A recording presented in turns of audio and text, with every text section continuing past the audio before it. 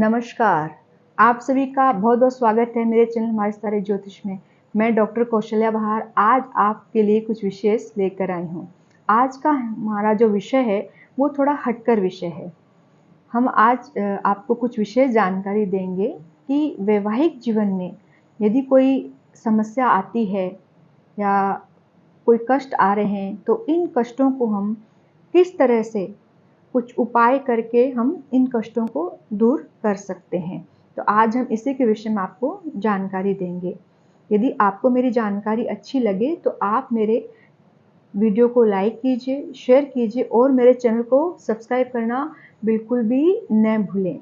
चलिए आगे बढ़ते हैं, बात करते हैं इस विषय संबंधित हम बात करते हैं। जैसे कि हमारे जीवन में जितने भी रिश्ते हैं वो सारे हमारे जन्म से जुड़े रहते हैं। करीब करीब सभी रिश्ते हमारे जन्म से जुड़े रहते हैं। जैसे कि माता पिता का रिश्ता हो गया, भाई बहन का आदि आदि रिश्ते हो गए। ये जितने भी रिश्ते हैं ये सब जन्म से जुड़े हैं। लेकिन केवल पति पत्नी का रिश्ता जो होता है वो जन्म से जुड़ा हुआ नहीं रहता है। वो हमारी जो भावनाएं हैं, जो हमारा समर्पण है, सम्मान है और दुख या तकलीफ में एक दूसरे के जो हम सहभागी बनते हैं, ऐसी भावनाओं पर आधारित रिश्ता रहता है। तो इतना मंगलमय और अनमोल जो रिश्ता रहता है, यदि उस रिश्ते में किन्हीं कारणों से यदि खटास आती है या कष्ट आते हैं या उन्हें निभाने में तकलीफ आ रही है तो कितनी दुखदायी स्थिति हो जाती है मनुष्य की। क्योंकि ऐसे रिश्ते जो होते हैं, बाकी के जन्म के रिश्ते जो होते हैं उनसे हम अलग उम्मीद रखते हैं, लेकिन वैवाहिक संबंध जो होता है हम अपने जीवन साथी से ऐसी उम्मीद रखते हैं कि भाई जीवन में चाहे कितनी भी तकलीफें आएं, कैसी भी परिस्थितियां हों, लेकिन हम एक दूसरे का साथ निभाएंगे और हम एक दूसरे से उम्मीद भी करते हैं कि वो हमारा साथ दें। जीवन में चाहे कैसी भी तकलीफें हों या कैसे भी परिस्थितियां बनी रहें, जीवन साथी हमारा जरूर साथ दे। जो इतना उम्मीद भरा रिश्ता होता है, जो इतना मंगलमय है, जो पवित्र है, ऐसे रिश्ते में यदि खटास आती हैं या तकलीफें आती हैं तो बहुत दिक्कत होती है। आज हम यही जानेंगे कि क्या कुछ कोई उपाय करके हम इन तकलीफ़ों को थोड़ा कम कर सकते हैं या इन तकलीफ़ों से पूरी तरह से निजात पा सकते हैं। आज हम इसी विषय में आपको जानकारी देंगे। चलिए आगे बढ़ने से पहले मैं एक बात और बता देती हूँ कि विवाह करने से पूर्व एक छोटा-सा एक 2-4 लाइन की बात है कि विवाह करने से पूर्व, हालाँकि उपाय से इसका कोई संबंध नहीं है, लेकिन विवाह की जब बात चली है तो एक थॉट प्रोसेस रहता है हमारे दिमाग में कि हमें क्या चीज़ देखनी चाहिए। कि जब विवाह की बात होती है तो हमें सबसे पहले अष्टकूट मिलान कर लेने चाहिए। उसमें यदि 21 या उससे ज़्यादा गुण मिलान हो रहे हैं, ग्रह मैत्री होती है, तो उसके पश्चात भली प्रकार वर और वधू की कुंडली देखनी चाहिए। उसमें ये देखना चाहिए कि जो वर है या वधू है, उस स्पाउस की जो प्लेसमेंट है कुंडली में वो कहाँ पर है। यदि शुभ भाव में है तो हमें आगे बढ़ना चाहिए और उसके पश्चात हमें विचार करना चाहिए विवाह के ऊपर। दूसरी बात है कि दोनों की कुंडलियों में यदि स्पाउस की प्लेसमेंट अच्छी है तो बहुत अच्छी बात है। लेकिन यदि किसी एक की कुंडली में स्पाउस की प्लेसमेंट अच्छी है लेकिन एक की कुंडली में प्लेसमेंट अच्छी नहीं है तो वहाँ पर भी रिश्ता किया जा सकता है। वहाँ पर क्या होता है कि ऐसी कोई बहुत ज़्यादा परिस्थितियाँ ना बिगड़े, तो इसलिए हम एक का कुंडली में यदि कोई दोष है या कोई तकलीफ है तो दूसरी कुंडली में वो दोष या तकलीफ नहीं होनी चाहिए। यदि दोनों की कुंडली में दोष या तकलीफ है तो ऐसा रिश्ता हमें नहीं करना चाहिए। इसलिए ये हमने आपको पहले बात बताई कि विवाह करने से पूर्व ये चीज़ ज़रूर देखनी चाहिए। पर ऐसा नहीं है कि हर किसी का विवाह कुंडली मिलान करके ही हुआ है। कभी-कभी प्रेम विवाह भी होते हैं, वहाँ पर कुंडलियाँ मिला ही नहीं जाती है, वहाँ कुछ देखा ही नहीं जाता है, सिर्फ प्रेम संबंध के आधार पर हम विवाह करते हैं। तो ऐसा है कि ये सारी जो तकलीफ़ें होती हैं, इन सब चीज़ों से जो निकल कर तकलीफ़ आती है, जहाँ पर हमने कुंडली मिलान नहीं किया है या किसी विषय को लेकर पति-पत्नी में नहीं बन रही है या वैवाहिक संबंध खटास के दौर से गुज़र रहे हैं, तो उसके लिए हम आपको उपाय बता रहे हैं, जो इस तरह से हैं कि यदि आपकी कुंडली में राहु, केतु और मंगल की वजह से यदि तकलीफ़ आपकी कुंडली में आ रही है, वैवाहिक संबंध में तकलीफ आ रही है, तो पति या पत्नी यदि दोनों इस उपाय को करें तो सबसे ज़्यादा अच्छा है। यदि दोनों नहीं कर सकते तो एक को, या तो पति करें या पत्नी करें, अपने गले में गौरी शंकर रुद्राक्ष को सोमवार के दिन जरूर धारण करें। ये तो आपका हो गया पहला उपाय। अब दूसरा है कि यदि मंगल की वजह से आपकी वैवाहिक जीवन में कष्ट बने हुए हैं, लड़ाई झगड़े हो रहे हैं, बहुत ज़्यादा गुस्सा आ रहा है, क्रोध आ रहा है, उसकी वजह से हम अपने वैवाहिक संबंध को नहीं निभा पा रहे हैं, तो आप मंगलनाथ में जाकर, जो उज्जैन में है, मंगलनाथ में जाकर आप उसकी पूजा पाठ करवा सकते हैं। विवाह से पहले भी करवा सकते हैं। यदि किसी कारणवश नहीं हुई है तो विवाह के उपरांत भी आपको ऐसी पूजा पाठ जरूर करवानी चाहिए। तो हो गया हमारा दूसरा उपाय।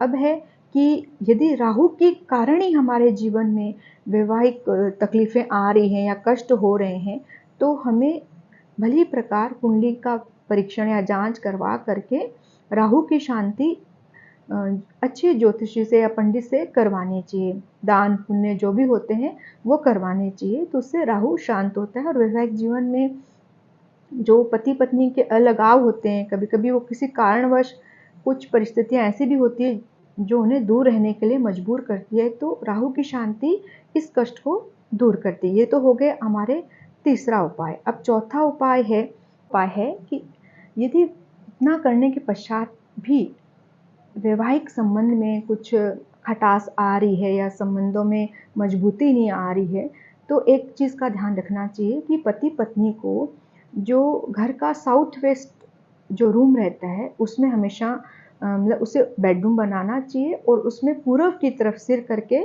सोना चाहिए। पति पत्नी को, कपल को इस तरह से सोना चाहिए।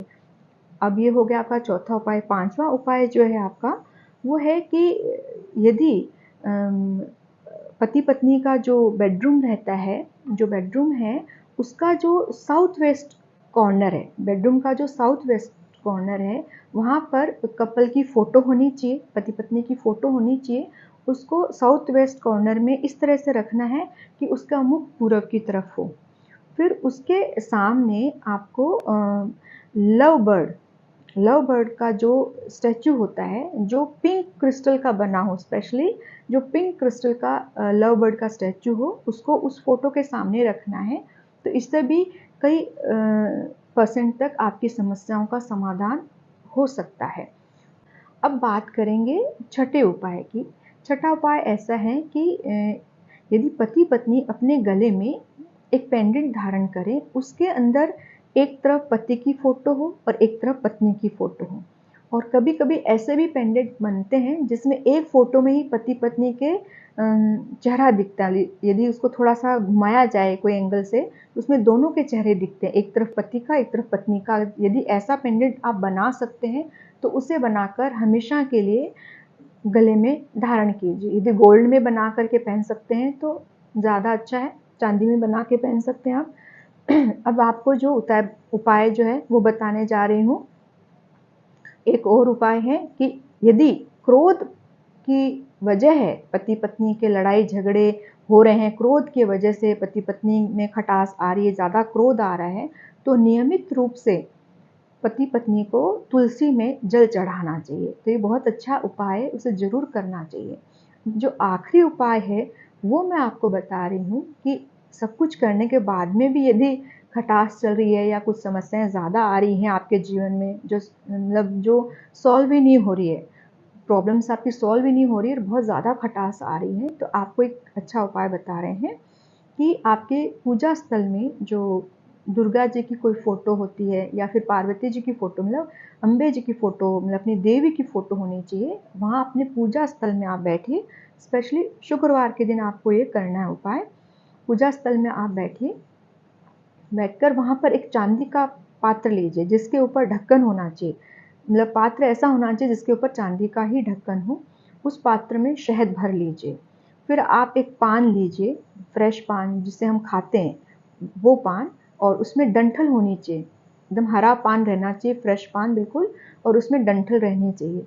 अब उस पान के आप धो लीजिए, उस पान को धोने के बाद उसको पोंछ कर उसके ऊपर कुमकुम से अनार की जो डंडी रहती है या अनार की समझ लीजिए डंठल जो होती है, उससे कुमकुम से भिगोकर, मतलब कुमकुम में उसको डुबोकर पति और पत्नी का नाम लिखना है। इस उपाय को पति भी कर सकते हैं या पत्नी भी कर सकते हैं।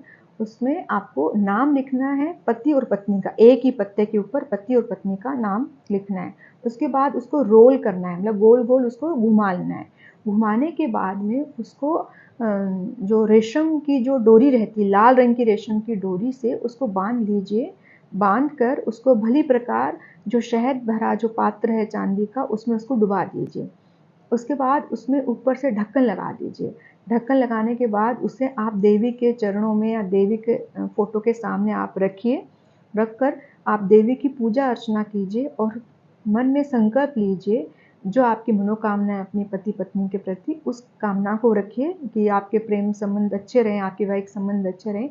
ऐसी कामना लेकर देवी की पूजा करके उस पात्र को घर का जो साउथ वेस्ट कोना रहता है, उसमें साउथ वेस्ट का जो रूम रहता है, उसमें जो साउथ वेस्ट कोना रहता है, वहाँ पर उस पात्र को इस तरह से रखना है कि उस पर किसी की नज़र ना पड़े, मतलब सबसे छुपा कर रखना उसको।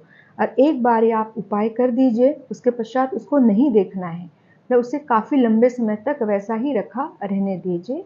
उसके बाद आप परिणाम देखिए। ऐसा ये जो उपाय करते, इससे वैवाहिक संबंधों में काफ़ी हद तक बहुत अच्छे परिणाम देखने को अक्सर मिलते हैं। तो आज मैंने आपको वैवाहिक संबंधों में जो तकलीफ़ें आती हैं, उनको किस तरह से हम सॉल्व कर सकते हैं या किस तरह से उपाय करके उनमें हम थोड़ी मिठास ला सकते हैं, इसके विषय में मैंने आपको जानकारी दी। तो आशा करती हूँ कि आपको मेरी जानकारी अच्छी लगी होगी। यदि आपको मेरी जानकारी अच्छी लगी है, तो आप मेरे वीडियो को लाइक कीजिए, शेयर कीजिए और मेरे चैनल को सब्सक्राइब करना बिल्कुल भी न भूलें। तब तक के लिए नमस्कार।